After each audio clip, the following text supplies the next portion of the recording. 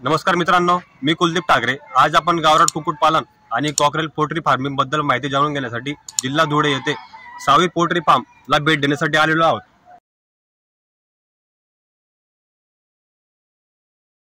तर मित्रांनो, माझ्यासोबत आहेत यश बाविस्कर सर।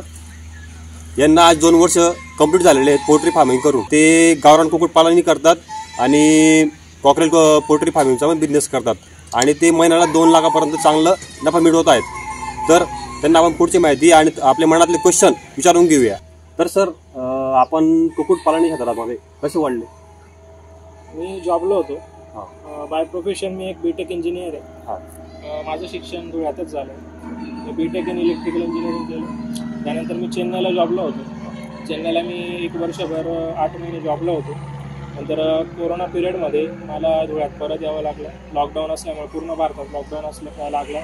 त्यामुळे आमच्या कंपनीत सुद्धा म्हणजे जॉब वगैरे म्हणजे कामं वगैरे नव्हतं, तर त्यामुळे मला तो जॉब सोडून परत धुळ्यात यावं लागलं। त्यानंतर मी कोरोना पिरियडमध्ये घरीच होतो। त्यानंतर मला थोडी रुची वाढली या क्षेत्रात। नंतर मी पुण्याला परत जॉबला लागलो IT सेक्टरला। पुण्याला मी 1 वर्षभर जॉब केला। पुण्याला जॉबला असताना माझ्या असं लक्षात आलं की पोल्ट्री फार्मिंग या व्यवसायात आपण फार प्रमाणात ग्रोथ करू शकतो जर आपल्याकडे योग्य नॉलेज असेल किंवा आपल्याकडे ती मेहनत करण्याची ती क्षमता असेल तर आपण बऱ्यापैकी ग्रोथ करू शकतो पोल्ट्री फार्मिंगमध्ये। आता बऱ्याच लोकांचं असं म्हणणं असतं की पोल्ट्री फार्मिंग हा एक लॉस मेकिंग बिझनेस आहे, पण ॲक्च्युली तसं नाही आहे। जर तुम्ही तुमचे एफर्ट्स वगैरे व्यवस्थित ठेवले, तुमच्याकडे जे नॉलेज आहे ते योग्य नॉलेज असेल तर ह्या हिशोबाने तुम्ही पोल्ट्री फार्मिंग हा व्यवसाय करू शकतात। आणि मला याच्यात रुची वाढली, कारण पुणे जिल्ह्यामध्ये जर तुम्ही बघाल तर पोल्ट्री फार्मिंग हा बऱ्याच प्रमाणात मोठ्या प्रमाणात बिझनेस आहे ॲज कम्पेअर टू आपल्या धुळे जिल्ह्यात। त्यामुळे मग मला रुची वाढली। मग पुण्याहून जॉब सोडून मी धुळ्यात आलो। धुळ्यात आल्यानंतर मी पहिले जागा शोधली। नंतर मग बघितलं सगळीकडे, थोडंसं अजून फिरलो, 3-4 फार्म्सवर गेलो, भेट दिली 3-4 फार्मर्सला धुळे जिल्ह्यात। म्हणजे आपल्या जिल्ह्यात बघा, आता जिल्ह्याप्रमाणे फरक पडतो। पुणे जिल्ह्यातली गोष्ट वेगळी, आता तिथला वेदर वेगळं आहे, तिथलं हवामान टेम्परेचर सगळं वेगळं आहे। आपल्या धुळे जिल्ह्यातलं जर विचार केला तर वेदर टेम्परेचर वगैरे सगळं वेगळं आहे। आता तिथल्या फार्मरमध्ये आणि आपल्या फार्मरमध्ये फरक असतो। आता मग मी धुळे जिल्ह्यात आल्यानंतर पहिले फार्मर्सला वगैरे भेटलो। त्याच्यानंतर तिथे बघितलं की नाही, करू शकतो, आपण पण करू शकतो। असं करून हा माझा पोल्ट्री व्यवसायाचा जी जर्नी आहे ती सुरुवात झाली। शेड बांधायला किती खर्च आला? ॲक्च्युली हा जो शेड आहे हा मी रेंटवर घेतलेला आहे, कारण मी हा ट्रायल पर्पजमध्ये चालू केला होता बिझनेस पहिले। आता एवढी इन्व्हेस्टमेंट करणं माझ्यासाठी शक्य नव्हतं इकॉनॉमिकली, तर मी रेंटवर घेतला शेड। ॲक्च्युली आमचे वडिलांचे मित्रच आहेत ज्यांचा पोल्ट्री फार्म आहे, तर त्यांनी मला बऱ्यापैकी मार्गदर्शन केलं। त्यांनी सांगितलं की शेड आहे वगैरे, तर मग मी आलो, बघितलं शेड वगैरे, तर मग मला योग्य वाटलं। कारण बघा, पोल्ट्री फार्मिंगमध्ये सगळ्यात महत्त्वाचं आहे की जागा कोणती निवडताय तुम्ही। जर तुमची जागा जर चुकीची ठरली किंवा चुकीची जागा तुम्ही निवडली तर लॉस हा निश्चित होणारच आहे। कारण पोल्ट्री फार्मिंगवर अफेक्ट करणारी सगळ्यात मोठी गोष्ट म्हणजे वेदर आणि तुमचं सराउंडिंग्स आहे ना। जर तुम्ही आजूबाजूला जर पोल्ट्री फार्म बघितले तर इथे तुम्हाला जवळपास अर्धा 1 किलोमीटरच्या अंतरावर एकही पोल्ट्री फार्म दिसणार नाही। 1 किलोमीटरच्या अंतरावर नाही आहे। याचं कारण असं की जो व्हायरस असतो कोंबड्यांमध्ये तो लवकर पसरतो। जर एका फार्मरकडे किंवा एका शेडमध्ये जर व्हायरस आला असेल तर तो दुसऱ्या शेडमध्ये जर 1 किलोमीटर किंवा त्याच्यापेक्षा कमी अंतर असेल तर तो लगेच पसरतो। या दृष्टिकोनातून मला ही जागा योग्य वाटली, कारण इथे जवळपास 1 किलोमीटरच्या रेडियसमध्ये कुठलाही दुसरा पोल्ट्री फार्म नाही आहे। त्यामुळे मग मी ते चालू केलं। तर तसं बघायला गेलं तर रेंटचा विचार केला तर रेंटच्या हिशोबाने मला आता सध्या प्रॉफिट मार्जिन कमी आहे। जर माझं स्वतःचं शेड असतं तर मला प्रॉफिट मार्जिन जास्त राहिला असता। आणि भविष्यामध्ये मी माझं पोल्ट्रीचं जे शेड आहे ते स्वतःचं करणार। तर सर, आपण कॉकरेल जातीचे पक्षी पाळता, बरोबर? तर मग आपण त्यांचं आयात कुठून करता आणि आपण किती दिवस ठेवता आणि त्यांची पूर्ण इन्फॉर्मेशन पाळते मला, म्हणजे केव्हा किती दिवसापासून वाढवता आणि त्यांची विक्री कशी आहे, त्यांचं खरेदी कशी आहे आणि तुमच्यात प्रॉफिटेबल बिझनेस काय नेमका? बघा, कॉकरेल पक्षी हा मेनली आपण मीट पर्पजसाठी वापरतो। मीट पर्पज म्हटलं म्हणजे कटिंगसाठी जो पक्षी जातो तर कॉकरेल पक्षी आपण त्याच्यासाठी यूज करतो, है ना। तर मग जर तुम्ही विचार केला तर हे जे पक्षी मी मागवतो हे चिक्स मागवतो मी। 1 दिवसाचे चिक्स असतात, ते येतात माझे पुण्याहून। पुणे जिल्ह्यातून पानशेत नावाचं एक गाव आहे, पानशेतून माझे हे चिक्स येतात। तर तुम्ही जर विचार केला तर बघा, आता हे जे चिक्स असतात याला पूर्णपणे मोठं व्हायला 90 दिवस लागतात. 90 दिवस म्हणजे आता बघा, हे डिपेंड करतं वेदरवर. आता आपल्या धुळे जिल्ह्याचा जर विचार केला तर इथे टेम्परेचर जास्त असतं, तापमान थोडं जास्त असतं ॲज कम्पेअर टू अदर जिल्ह्यांमध्ये, है ना. धुळे, नंदुरबार म्हणा, जळगाव म्हणा, हे जे 3 जिल्हे खास करून आपलं खानदेशी रिजन जर बघितलं तर इथे तापमान जास्त असतं. तर हे जे पक्षी असतात हे 70 दिवसात आपल्या एरियामध्ये जवळपास 800 ते 1000 ग्रामच्या दरम्यान असतात, वाढतात. याला पूर्णपणे मोठं व्हायला 90 दिवस लागतात. पण आपण हे 70 दिवसाचे झाल्यानंतर विक्रीला सुरुवात करून देतो. आता हा जो पक्षी आहे माझ्याकडे आहे तर हा आहे 65 दिवसाचा. 65 दिवसाचा पक्षी आज आलेला आहे तुमचा 850 ग्रॅमच्या प्लस झालेला आहे. कारण कसं आपला वेदरचा इफेक्ट वेगळा आहे ना. आता आपल्याकडे थंडी जास्त आहे, थंडी जास्त असल्यामुळे थोडाफार वेदरचा इफेक्ट होतो. अचानक गरमी होती, गरमीतून थंडी झाली, त्याच्यामुळे थोडंसं त्यांचा फायबर, जसं आपल्या ह्युमन बॉडीला थोडा ॲडजस्ट व्हायला वेळ लागतो तसं पक्ष्यांच्या बाबतीत पण त्यांना ॲडजस्ट व्हायला वेळ लागतो. तर हा जो पक्षी आहे तो आता 850 प्लस झालेला आहे. आणि राहिला प्रश्न विक्रीचा, तर विक्रीसाठी मी कोणत्याही कंपनीशी टायअप वगैरे केलेला नाही. जे व्यापारी असतात आपल्या आजूबाजूचे धुळे जिल्ह्यातले म्हणा किंवा धुळे जिल्ह्यातल्या बाहेरचे, तर ते येतात, ते कॉन्टॅक्ट करतात मला. कॉन्टॅक्ट करून ते विचारतात की आहे माल अवेलेबल नाही वगैरे. म्हणजे आहेत माझे 2-3 रिसोर्स आहेत बाहेर की ते सांगतात, मला मागतात की माल आहे का तुमच्याकडे अवेलेबल, तर ते पाठवतात व्यापारी माझ्याकडे. व्यापारी येतात वजनाच्या हिशोबाने जो रेट असेल, आता याचा जो रेट आहे हा रेट जवळपास 150 ते 200च्या दरम्यान फ्लक्च्युएट होत राहतो. जसा सीझन असेल, जशी डिमांड असेल तसा रेट कमी जास्त होतो. तर येतात त्या दिवशी जो रेट असेल त्या रेटनुसार जेवढा किलो माल असेल त्या किलोच्या हिशोबाने ते पक्षी व्यापारी घेऊन जातात. पण कॉकरेल कोंबडी पाळता तर त्याच्यामध्ये आपल्याला कोणते कोणते प्रश्न निर्माण होतात की केव्हा रोग पडतो किंवा त्यांच्या रोगांपासून कशी आपण काळजी घेतली पाहिजे.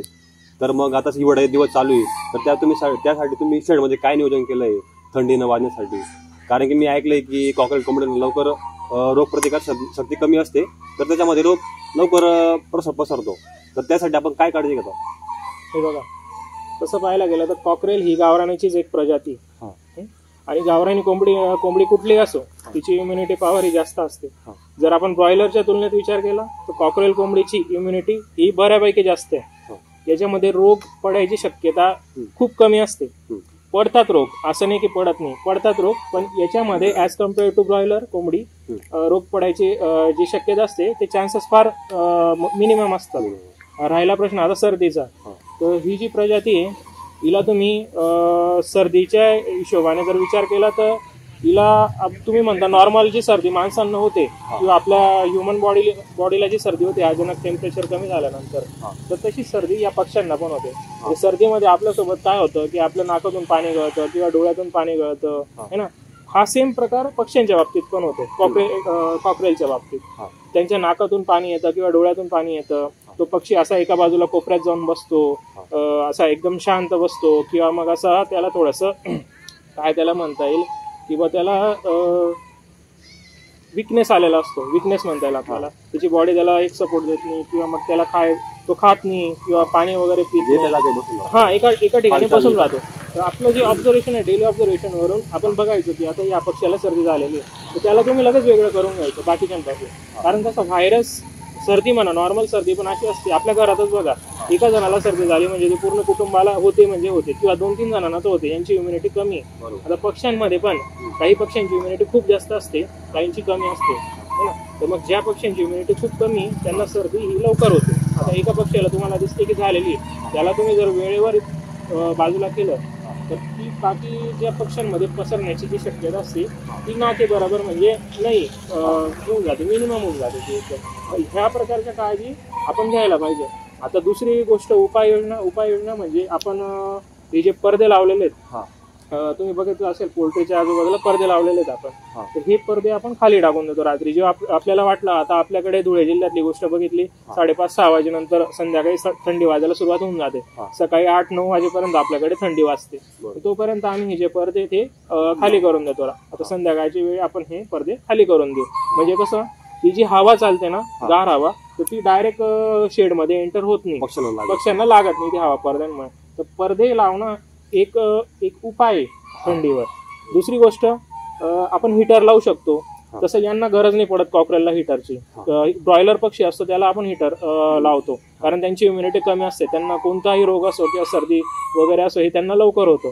तर मग यांना हिटर लावायची गरज नाही, पण तुम्हाला जर असेल शक्य तर तुम्ही हिटर यांना पण लावू शकता आपल्या खर्चावर तुमच्या बजेटनुसार तुम्ही हिटर पण लावू शकता. मी लावलेलं नाही कारण गरज नाही वाटत, तुम्ही लावू शकता तुमच्या हिशोबाने. तर सर आपण 90 दिवस बॅच पाडताय, तर त्याच्यामध्ये आपल्याला खाद्याचा खर्च किती लागतो? म्हणजे तुम्ही खाद्य कुठून मागवता किंवा मग त्याच्यावर आता 90 दिवसामध्ये किती आपलं वापरलं जातं, क्विंटल प्रमाणे मागवता किंवा मग किती त्यांचा खर्च येतो? बघा माझा जो खाद्याचा हिशोब आहे तो 1000 पक्ष्यांमागे मला 60 बॅग लागतात. एक बॅग असते तुमची 50 किलोची, मग 6 पंचे 30 म्हणजे करून घ्या तुम्ही आता किती लागलं मग ते 300 kilo 3000 kilo sorry 3000 kilo 3000 kilo तुम्हाला 1000 पक्ष्यांमागे खाद्य लागलं बरोबर. मग आता तुम्ही जर विचार केला आता 3000ची बॅच आहे माझी एक, आता तसे तर माझ्या शेडमध्ये टोटल 6500 पक्षी आहेत, पण हे जे मी मोठे झालेले पक्षी जे विक्रीला आलेले आहेत माझे 3000 त्यांच्याबद्दल जर सांगायचं म्हटलं तर आतापर्यंत यांनी 140 बॅग कन्झ्युम केलेले आहेत ना. किती दिवस झाले यांना 65 दिवस झाले, जसं मी तुम्हाला आधी सांगितलं 65 दिवसात यांनी जवळपास 140 बॅग कन्झ्युम केलेले आहे. आता हे पक्षी अजून 10 ते 15 दिवस माझ्याकडे असतील, जोपर्यंत हे पूर्ण विक्री होत नाही हे अजून 10 किंवा 15 किंवा 20 बॅग जास्तीत जास्त 20 बॅग अजून खातील. म्हणजे तुम्ही धरून घ्या की 160 बॅग 3000 पक्ष्यांना मला लागतात बरोबर. आता आपलं जे फीड असतं हे सांगलीहून येतं, कंपनीचं नाव मी तुम्हाला सांगू शकत नाही कारण ते योग्य नसेल, कारण बरेच फार्मर मग गैरसमज करून येतील की हा वापरू वगैरे वगैरे, नाव मी तुम्हाला सांगू शकत नाही. बट आहे की त्याचा जो FCR रेशो असतो ना पक्ष्याचा, की FCR म्हणजे फीड कन्झम्पशन रेशो, तो जेवढा कमी करता येईल आपल्याला तेवढं चांगलं. म्हणजे कमी खाऊन जास्त वजन गेन करायला पाहिजे पक्ष्याने, याच्यासाठी फक्त फीडवर डिपेंड राहणं योग्य नाही. 60% फीडचा रोल असतो ना, आपण जे फीड खायला देतो 60%. आजूबाजूच्या ज्या गोष्टी आहेत पक्ष्याच्या, त्याला योग्य जागा भेटते का नाही फिरायला, त्याला पाणी वेळेवर भेटतंय का नाही, त्याचं ते वॅक्सिनेशन जे असतं ते वॅक्सिनेशन नीट झालेलं आहे का नाही, किंवा मग तुम्ही म्हणाल तर मग ते पाण्याचा जो pH व्हॅल्यू आहे तुमच्या पाण्याची शुद्धता ती व्यवस्थित आहे का नाही, ह्या सगळ्या गोष्टी ह्या सगळे फॅक्टर्स याच्यामध्ये मॅटर करतात.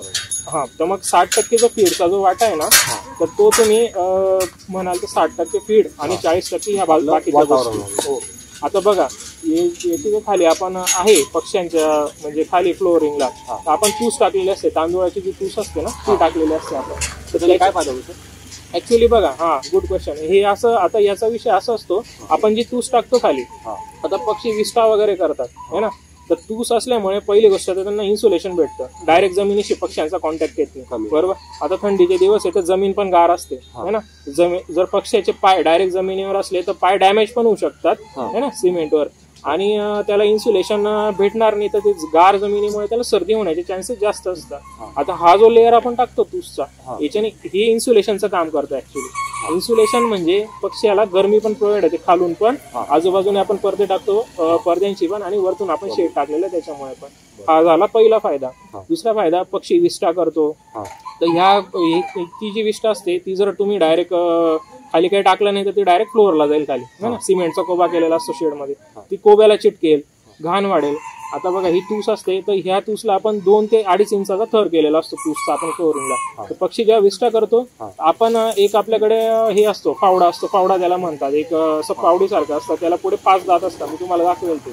तर त्याच्याने आपण जर रोज सकाळी आणि संध्याकाळी 2 वेळेस ती जी तूस आहे ती खालीवर जर केली त्या पावडीने, तर मग ती जी विष्ठा असते ती खाली चालली जाते आणि तूस वरती येऊन जाते. म्हणजे खत पण तयार होत राहतं तुमचं, आणि जो वास असतो शेणमध्ये तो वास पसरत नाही.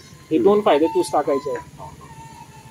आणि तूस टाकल्यानंतर त्याचं खत पण विकलं जातं. हो, तूस टाकल्यानंतर बघा आता ही बॅच माझी 70-75 दिवसात पूर्ण विक्री झाल्यानंतर ते जे माझं खत आहे म्हणजे ते खालची जी तूस आहे त्याच्यात पक्ष्यांची विष्ठा असेल किंवा मग बाकीच्या गोष्टी असतील किंवा मग काही नॉर्मल त्यांचे पिस वगैरे वगैरे बऱ्याच गोष्टी, याच्यामुळे ते तूस ते वगैरे ह्या सगळ्या गोष्टींचं मिक्सचर हे खतामध्ये कन्वर्ट होऊन जातं. तर ते ह्या खताला फार मागणी आहे. हे खत तुम्ही शेती म्हणजे शेतकरी बांधव जे आहेत त्यांच्यासाठी हे जे खत आहे जसं शेणखत वापरतो तसं कोंबडी खत पण वापरलं जातं बऱ्याच ठिकाणी, हे फायद्याचं आहे. तर सर आपण कॉकरेल कोंबडी पाडता त्याच्यामध्ये पहिल्या दिवसापासून तर 90 दिवसापर्यंत आपण व्हॅक्सिन कसे देतो आपण त्यांना डोस कसा देतो पहिल्या दिवशी वापरता का पूर्ण द्यावं लागतं त्याबद्दल माहिती पाहिजे. बघा आता मी जिथून चिक्स मागवतो हां तर पहिल्या दिवशी एक व्हॅक्सिन असते हां ती हॅचरीजमध्येच प्रोव्हाइड केली जाते. जेव्हा चिक्स माझ्याकडे यायला निघतात त्याच्या आधी त्यांना ती व्हॅक्सिन दिली गेली असते. जसं ते हॅचरीजमध्ये निघतात अंड्यामधून त्यांना पॅक करायच्या आधी त्यांना व्हॅक्सिन देतात. इंजेक्टेबल असते ती व्हॅक्सिन देऊन त्यांना गाडीमध्ये भरून आणि मग इकडे पाठवलं जातं है ना. मग इकडे आल्यानंतर त्या पक्ष्यांना आपण 7व्या दिवशी लासोटा आय ड्रॉप म्हणतो आपण डोळ्यात थेंब टाकतो त्याला लासोटा नावाची एक व्हॅक्सिन असते ती देतो. त्याच्यानंतर आपण 14व्या दिवशी गंभोरो ही व्हॅक्सिन देतो. ह्या 2 व्हॅक्सिन झाल्यानंतर आपण गॅप देतो. गॅप म्हणजे आपण जी नंतरची व्हॅक्सिन देतो ती 28व्या दिवशी देतो. 28व्या दिवशी असते ती लासोटा बुस्टर. ती ऍक्च्युली देणं नाही देणं एवढं हे नाही म्हणजे कंपल्सरी नाही बट मला गरज वाटते की त्याच्याने त्याची इम्युनिटी वाढते म्हणून मी ती 28व्या दिवशी लासोटा बुस्टर असते ती त्यांना प्रोव्हाइड करतो. पण तुम्ही लासोटा आणि गंभोरो 7व्या दिवशी आणि 14व्या दिवशी हे जे 2 आय ड्रॉप असतात ना या जरी दिला तरी पुरेशा आहे. याच्या व्यतिरिक्त तुम्हाला कोणतीही व्हॅक्सिन द्यायची गरज नाही. हां जर तुमच्याकडे कोणता रोग आला किंवा काही तुमच्याकडे व्हायरस आलेला असेल तर त्याच्यासाठी मार्केटमध्ये बऱ्याच प्रमाणात व्हॅक्सिन उपलब्ध आहेत. तुम्हाला ॲज पर द सजेशन तुम्हाला ती व्हॅक्सिन तुम्हाला वापरता येऊ शकते. जर काही प्रॉब्लेम आला असेल तुमच्या फ्लॉकमध्ये तर जर प्रॉब्लेम आला नसेल तर तुम्ही लासोटा गंभोरो ह्या 2 व्हॅक्सिन दिल्या तरी काही अडचण नाही. तर धन्यवाद सर आम्हाला कॉकरेलबद्दल माहिती देण्यासाठी. आणि जर मित्रांनो आपल्याला जर काही माहिती लागणार असेल कॉकरेल पोल्ट्री फार्मिंगबद्दल तर मी सरांचा नंबर देतो डिस्क्रिप्शनमध्ये तर त्यांना कॉन्टॅक्ट जरूर करा आणि काय मदत लागल्यास त्यांना तुम्ही कॉन्टॅक्ट करू शकता. थँक्यू.